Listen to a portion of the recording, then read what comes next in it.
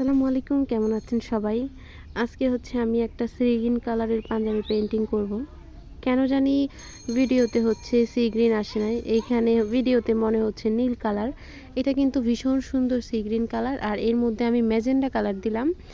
আর এই পাশে হচ্ছে গোলাপি কালার, এখানে ম্যাজেন্ডা আর গোলাপি আর হচ্ছে নীল, তিনটা রঙের আমি অ্যাম্বুশ করছি।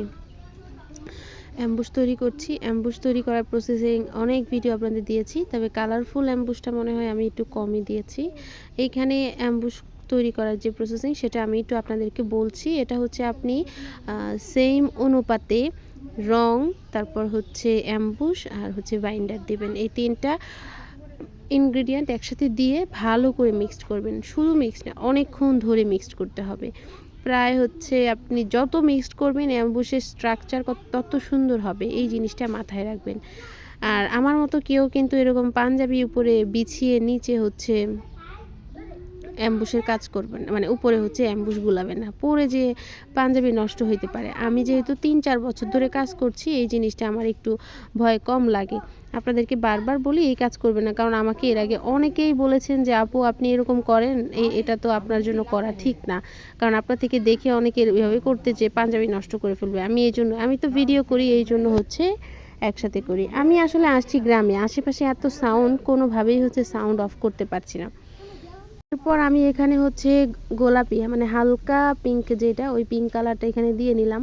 আর অ্যাম্বুশ তৈরি করার পরে কিন্তু আপনারা অ্যাম্বুশটা যে তৈরি করছেন, সে তৈরিকৃত অ্যাম্বুশটা সংরক্ষণ করে রাখতে পারবেন না, এটা তখনই হচ্ছে ইউজ করে ফেলতে হবে। তারপর হচ্ছে এইখানে আপনারা যখন অ্যাম্বুশটা তৈরি করবেন, এটা যদি আপনারা রেখে দেন তখন এটা শক্ত হয়ে যাবে।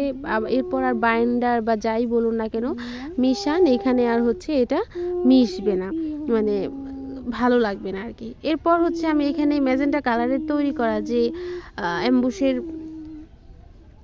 অ্যাম্বুশটা তৈরি করেছি, সেটা হচ্ছে এখানে ব্যবহার করছি।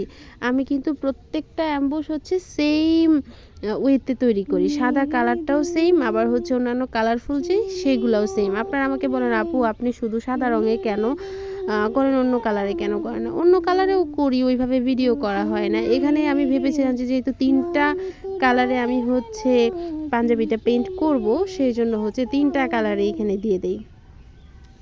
এই যে আমার বোন গান গাচ্ছে, অনেকেই আমাকে প্রশ্ন করেন আপু আপনি কি গান গান? না, আমি গান গাই না, আমার বোন গান গায়, মানে আমার ছোট বোন গান গায়। আমাদের পেজের যে একজন মডেল আছে, ওই 2জন মডেল কিন্তু আমাদের পেজে একদম ফিক্সড, যারা সবসময় মডেলিং করে। অন্যান্য মানুষ আসে মডেলিং করে দেয়, কিন্তু ওরা 2জন সবসময় করে। তো ওরা 2জনের একজন, যার চুল একটু বড়, হিজাব করে মাঝে মধ্যে, ও হচ্ছে গানগুলো গায়। আমি আপনাদেরকে বলে দিলাম, কারণ অনেকেই আমাকে প্রশ্ন করেছেন যে আপু কে গান গায়, কে গান গায়। আচ্ছা, গান গাওয়ার পালা শেষ। ও আমার পাশে বসে আছে, এই জন্য ওর প্রশংসা করছি একটু। অনেক সুন্দর মারিয়া, তোমার গান অনেক অনেক সুন্দর, মাশাল্লাহ। আচ্ছা, এরপর হচ্ছে আমি আসলে একটু দুষ্টমির মুডে আছি আর কি। গ্রামে আসছি তো, ওই কাজের প্রেশার টেশার নাই, একটু আরামে যা মন চাই বলছি, এই টাইপের। তো এরপরে আমি এখানে হচ্ছে পাতা দিলাম, এই পাতার পাশে হচ্ছে হলুদ রঙের শিরা দিলাম, পাতাটা হচ্ছে সবুজ রং দিলাম। যারা একটু ডিপ সবুজ দিতে চান তারা এখানে একটু, মানে ডিপ সবুজ দিবেন, যারা একটু লাইট সবুজ দিতে চান তারা একটু লাইট সবুজ দিবেন।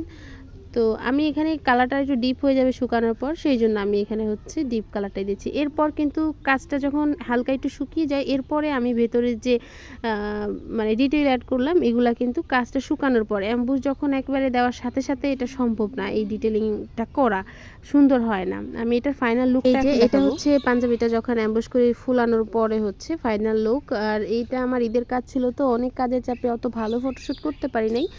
আর আমার আরও কিছু অ্যাম্বুশের কাজ আপনাদের দেখাচ্ছি। আপনারা যে কোনো কালারে কাস্টমাইজ করে এই ডিজাইনগুলো নিতে পারেন। আমাদের পেজে যে কোনো সাইজ অ্যাভেলেবেল। সবাই ভালো থাকবেন।